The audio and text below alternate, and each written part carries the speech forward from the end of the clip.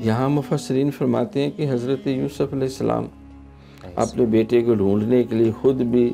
वो किनान के जंगलों में गए, आवाज़ें भी बड़ी दी, भेड़ियों को भी बुलाया, कोई नहीं पता चला, हालांकि करीबी कुएं में थे। तो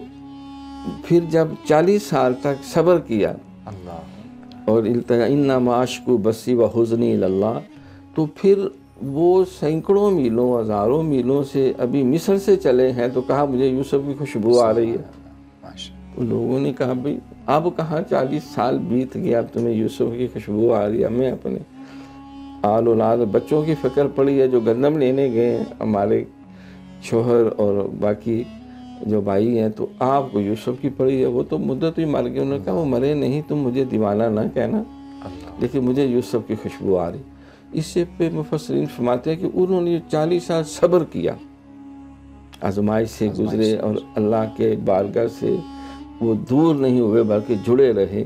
तो अल्लाह ने उनके उस दर्जात में जो इजाफा किया उसकी वजह से, उस सब्र के नतीजे में, कि वो आप सैकड़ों मीलों से उसकी खुशबू सूंघ रहे हैं।